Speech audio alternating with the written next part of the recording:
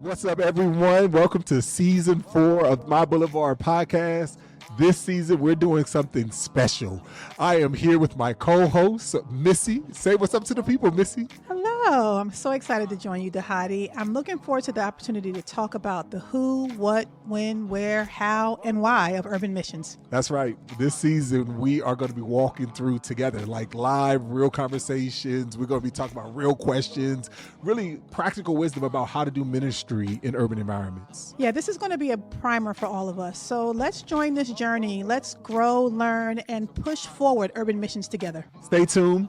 This season, we're going to talk about how you can do ministry where you live, where you work, and where you worship. So let's go. Let's go. What's up, y'all? Welcome to another episode of This Is My Boulevard podcast. My name is Dhati Lewis. And I'm Missie Branch. And we are here. We are with legend, Mr. Daniel Yang. How you doing, sir? Old. It makes me sound old that I'm a legend. It makes you sound old. Hey, we say a legend in the making or emerging legend. Right. Emerging legend. Pre-legend, right? Pre-legend, yeah. You're already there. But you're young. So, some people hit their legendariness early and they just continue to be in it for a season. Oh, you get to just soak in the legend seasons. Yes, and that's it. So that's way too much pressure.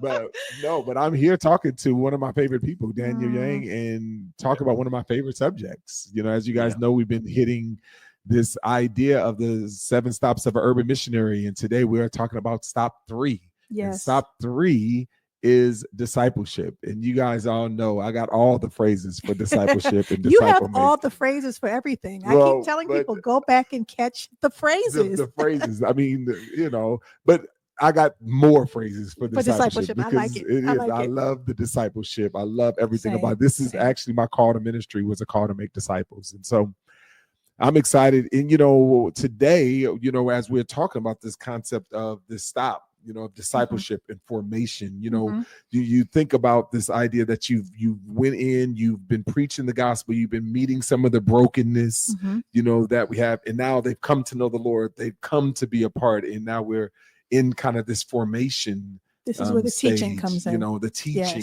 the developing. Yep. Well, we do know that Daniel, this is also his area of expertise. Yes, it is.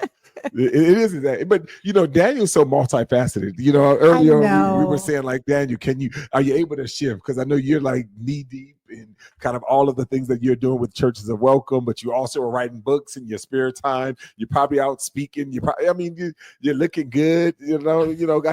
Got the whole background. I mean, it's like you're just multifaceted. Like everything you do is just like on that level. So. So we're gonna need you to just kind of bring it all in and just kind of focus in on discipleship for us today. Yeah. Well, even that, I'm not trying to be clever, but even that though, Dhati, I think is really important for us to understand that, like, you can be a part of many different things, but ultimately those things converge into the formation of the people that you're most responsible for, And so even though I feel like there are a lot of different outlets for my ministry, one of that being Churches of Welcome, others being things like writing, and then what we do here locally in Chicago, I always feel like, how am I forming people? And how am I developing leaders? And then how am I helping to create environments and places of belonging, so that people can continue on in their own journey of answering the Lord's call in their life, And so I feel like a lot of what I try to do is just create spaces, and maybe I'm creating too many spaces, but create spaces where people can actually be formed in the best way. And my definition for discipleship has often been built around the idea of hearing, trusting, and obeying the Lord, that we belong to him. He knows us. This is John 10:27. We hear his voice and we follow him. And how do we create the environments where people can hear, trust, and obey? And so for me, I feel like sometimes that's in mobilizing leaders to engage in the global mass displacement crisis. For others, it's mobilizing leaders to think about the future. In my mind, those things actually converge really well. And as I lead here locally in Chicago, I think there's so much about, like, the spaces that we're trying to create here to give people an imagination for how do they step into hearing, trusting, and obeying the Lord. So yeah, I just trying to tie all that you're mentioning, because it does feel like a lot, but I feel like I got, like you, I got one purpose, and that's to form people. One of the things that I hear you say, or you've said a lot, but I think what I hear is this thread of a heart for people, not just in one particular place, but globally, and a heart to bring Jesus to them. But it also sounds like you do a lot, so there could be busyness. What does it look like for someone like you to do life-on-life discipleship through the busyness of life in your urban context? Yeah. It's true. I mean, I feel like if you're not experiencing it in your own life, and you can't name people that you're actually leading and being led by, then it's sort of a house of cards when you're going out and you're talking to other people about that. Like last night, even I was in our small group. We call it just, our Bible study. And we're going through the book of Luke right now. We're doing chapter by chapter, very kind of inductive Bible study. And even in that moment, we're, without even having to name a topic, last time we went to through Luke 13 and 14.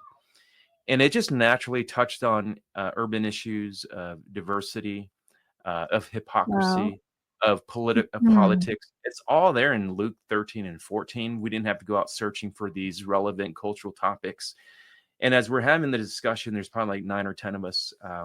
I'm realizing that like this is how I've always done discipleship. It's always been around a living room, around a meal, and around the scriptures. And in the natural connection points have been relevant. It's always been relevant to what's in the news, and it's always relevant to what's happening in our neighborhoods.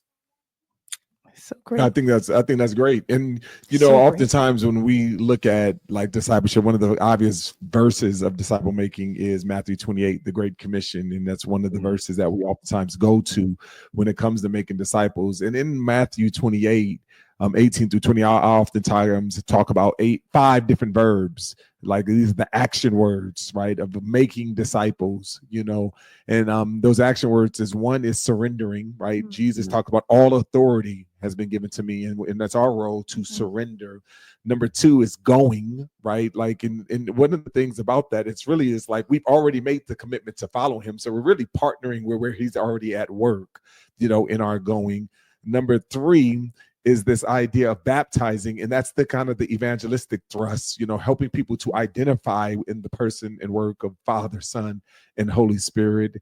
Number 4 is teaching them all that we've commanded. And we recognize that all that Jesus commanded, right, falls under the 2 greatest commandments: to love the Lord your God with all your heart, mind, soul, and strength, and to love your neighbor as much as you love yourself. And then the final one is remembering. He says, and remember, I am with you always, right? And so when we talk about this concept of disciple making and kind of this through thread, as you talk about just forming people and developing and shaping people, you have written a book, right? In this book right here, in your spare time, you've written this book called Becoming the Future Ready Church. Talk to me a little bit about the book and what inspired you to write the book.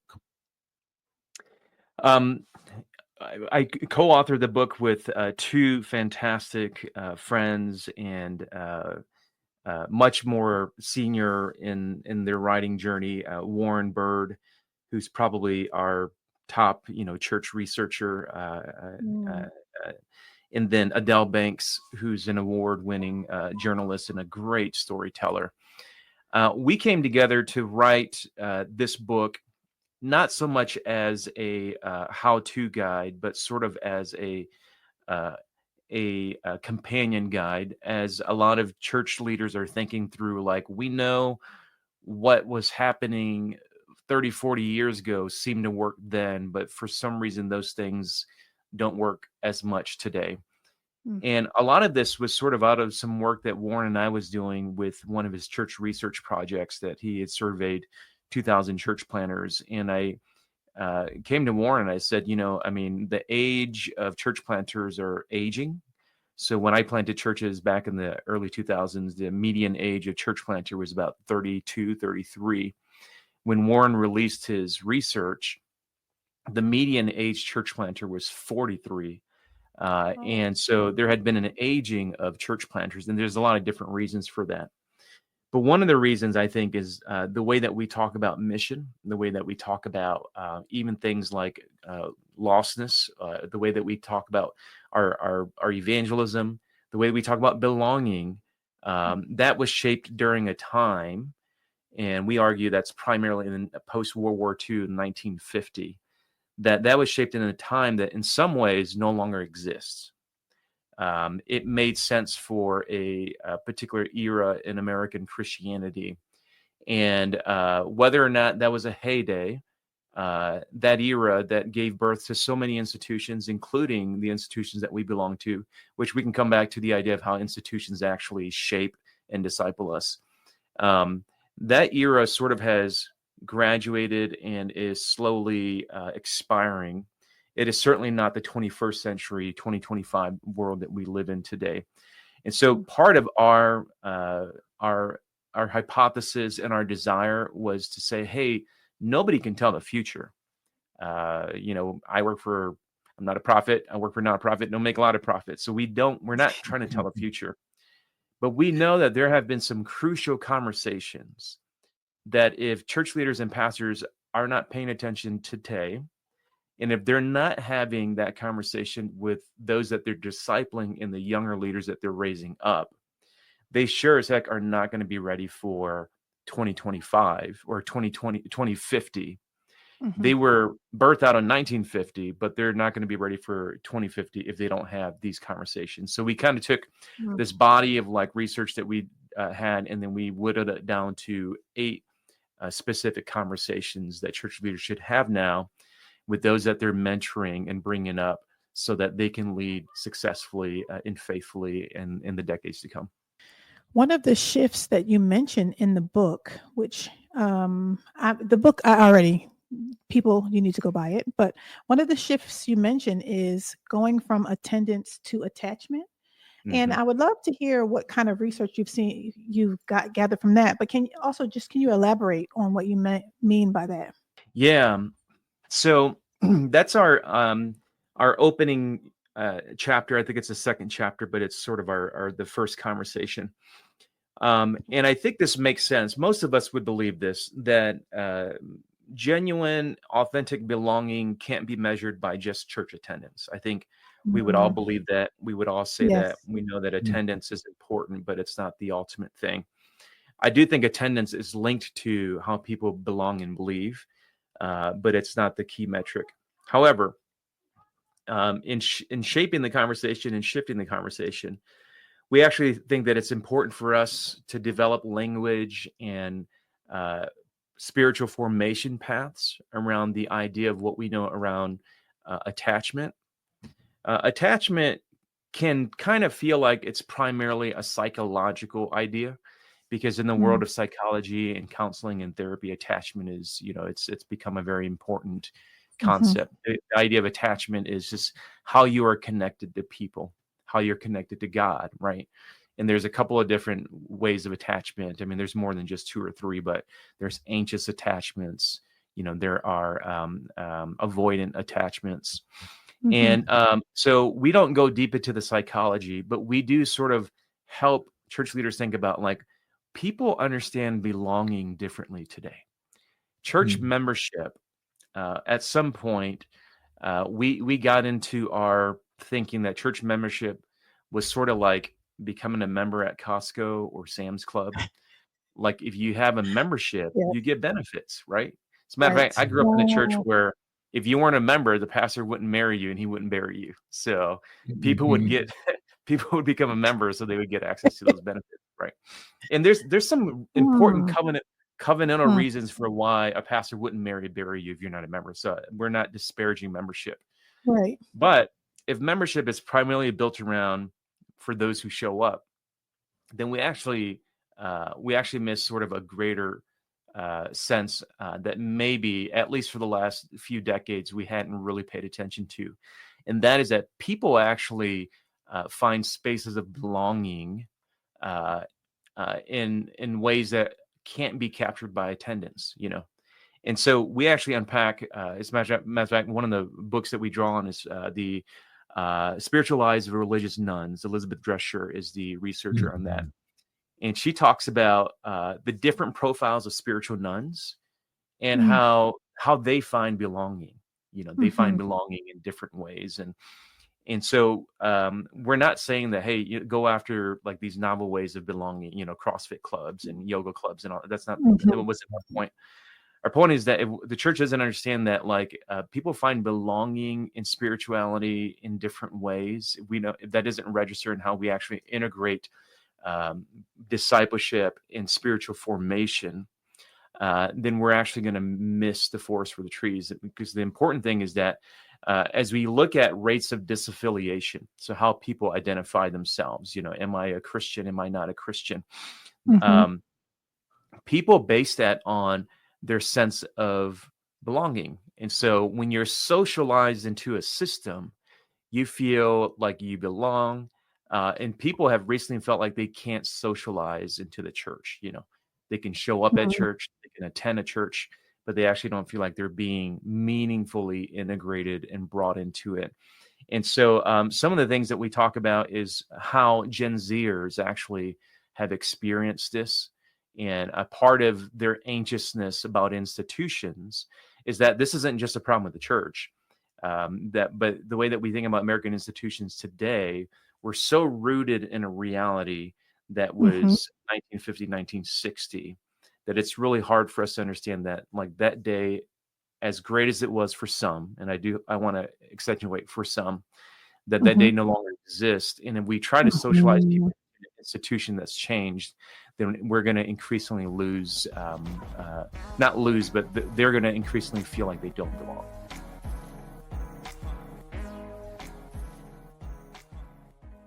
As urban missionaries, we know how important it is to make a lasting impact in our communities.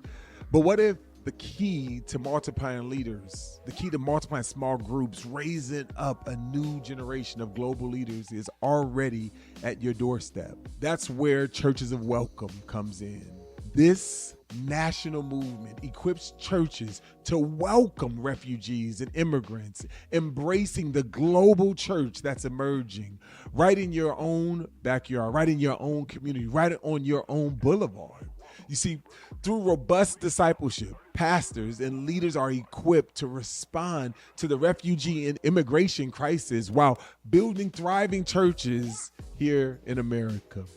This isn't just about resources, though. It's about developing a relationship with World Relief, walking alongside your church to create a community of welcome, and how you can multiply leaders by welcoming people around the world into your community. World Relief staff will walk with your church throughout the year to help you discover the right resource and the right response for your context. And just for My Boulevard community, you can use the code MyBoulevardWelcomes to get 50% off the Churches of Welcome membership. Join this movement and learn how you can impact lives in your community and beyond. Visit churchesofwelcome.com to learn more. And remember, together, let's create spaces of welcome, healing, and hope for those who are most in need.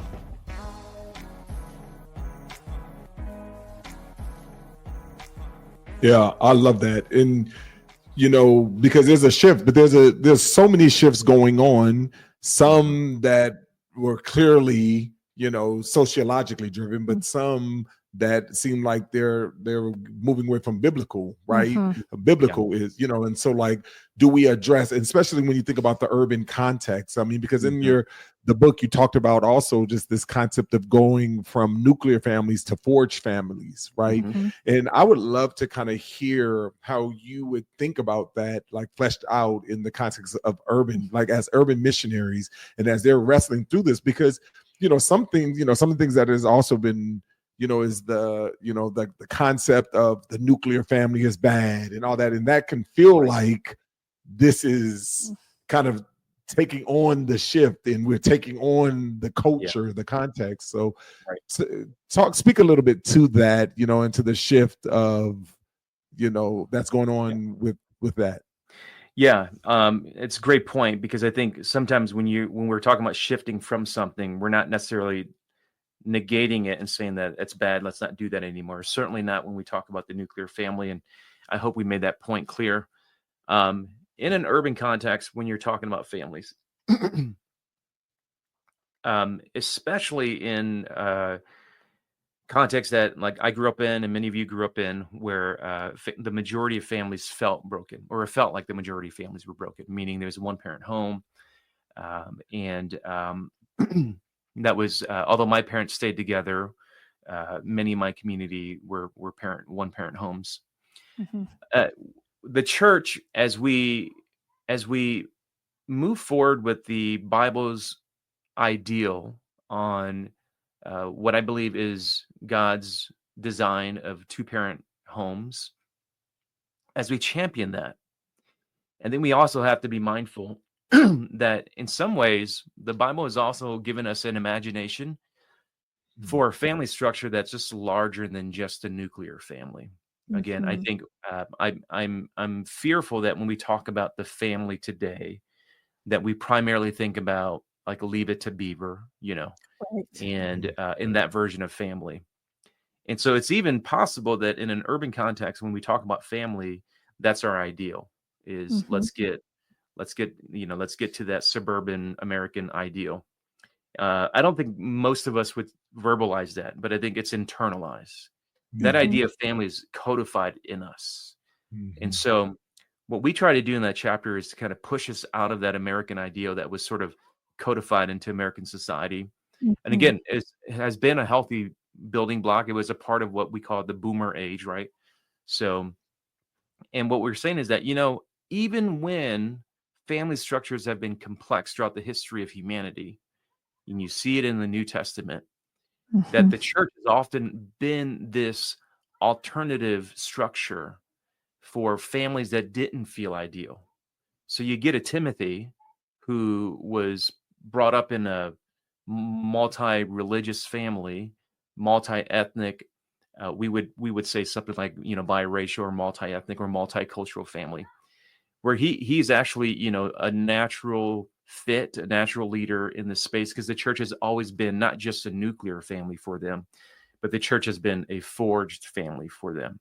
And you really get this concept when Paul then pulls out this concept that the church is an oikos, right? Paul is saying that the church is more than just a nuclear family. The oikos is the idea that the church is an estate. It's a household. I want to be very careful, because sometimes when you say the church is a family, for some it's triggering, because either they didn't have a great family experience, or there's a lot of weird codependencies, in family structures. But when we talk about the church as a household, you begin to understand that, I'm an extension of something bigger than just my biological parents, whether or not they were healthy or not healthy. And so it's a return to that. And so it's not saying that the local church, especially in an urban context, shouldn't strive for two-parent households. We should. I believe that's God's design. It's to remember that the church in itself has always been a necessary part of us reflecting to society what a healthy oikos looks like. And if we lose sight of that frame, we potentially idolize two-parent homes, which I don't think the Bible intends for us to do. But when we idolize two-parent homes, then we actually marginalize single-parent homes, marginalize single people, and marginalize those who have been married again. And so, again, those are just kind of ways for us to kind of think through, how do you not forsake the nuclear family, but how do you actually reframe family in a larger picture? Yeah, even when I hear you say that, I think about growing up in spaces, not only were there a lot of single families, but there are also multi-generations living in one household, and that is normal. And so grandma is not like an accidental, she just couldn't have anywhere to live, but it was intentional that our nucleus includes grandma, and it includes great nieces, and you know what I mean, and being raised in those spaces. It does marginalize people being raised by grandma, all of the different ways that we don't even think about how we're discipling people passively to not see their context as given to them by God. Yeah, I mean, I definitely feel like there was a book. I was gonna say there was a book by Rodney Clapp. I don't know if you, it talks about families at the crossroad. It's an older, an older book, and it just talks about that. Oftentimes, the American version of the Christian family is more aligned with the middle class bourgeoisie family than it is the actual biblical family. And and kind of his argument was that you'd be hard pressed to find the Christian American family that we oftentimes propagate as the family in the New Testament, or even in the scriptures. So, I love this, what you're saying, this concept of forged families, because I do feel like, goes to what you said earlier, even the brokenness that many of us have experienced in homes, but also the beauty that we experience at home. We get a chance to be able to relive that or to redeem that, in the context of the local church, that oftentimes we don't try to illustrate or even try to be a part of, because it's so important as it relates to our formation, as it was part of our formation as a youngin. And I think we draw from David Brooks, who wrote an article about this, which admittedly the article itself stirred up a lot of conversation. And David Brooks, I think, is a fantastic voice for our time right now. He recently became a believer. And if you all have read his column in New York Times, you would understand, I think, in the secular space, as somebody who would probably consider himself an evangelical, he's becoming an emerging voice for evangelicals. But his argument that he makes, and it's a very a nuanced argument, but he says, if you look at the history of the nuclear family, especially coming out of the 1940s and 50s, he would say that the way that we idealized the nuclear family was good for some, but it actually became not good for others, and if we were to say it in our kind of modern language, it was not good for Black and brown communities.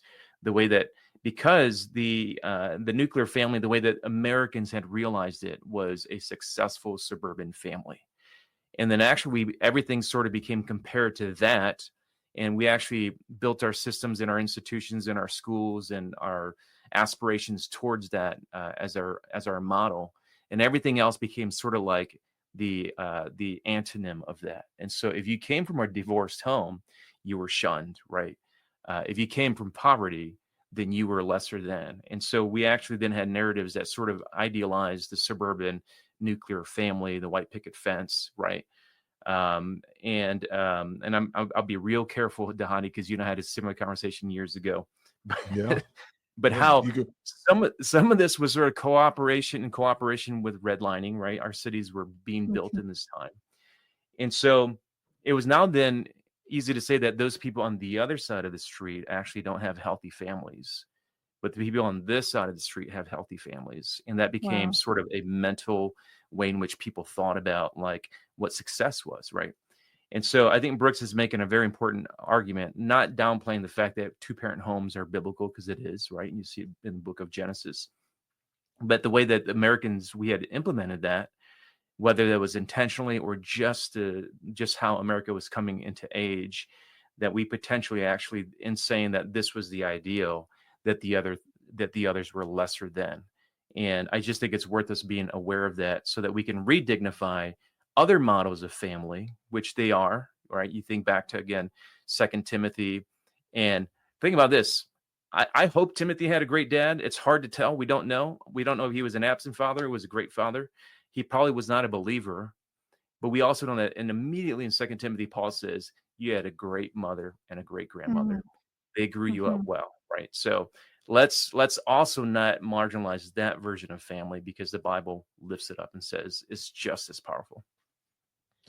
Yeah. So basically what we're saying is go get the book, read the book, listen to the book, because there's so much good wisdom, especially as you're thinking. And read scripture through a fresh lens. That not a novel hermeneutic. That's not what I'm suggesting. But be willing to say our 1950s version of America and American Christianity, let's be willing to say that was helpful and useful for a certain group of people. Let's come to scripture again and actually kind of see like the richness of Scripture. And it actually is much more complex than when we first read it the first time. Daniel, hey Daniel, don't correct me. Listen, the first thing I'm saying is go read this book, get this book, and then after you read this book, then reread the Scriptures. I think that's what he was saying. Yes, I do think that's what he's saying. So I just want to make sure, I appreciate your humility and all that, but get the book so that I will Zell you. This is the I will cleanser. Venmo you some money for saying that later. Oh, it's that ginger. Yeah, this is the cleanser, the palate, right, between. Okay. And then when you go back, because if you just go back and reread, you're gonna reread the same way.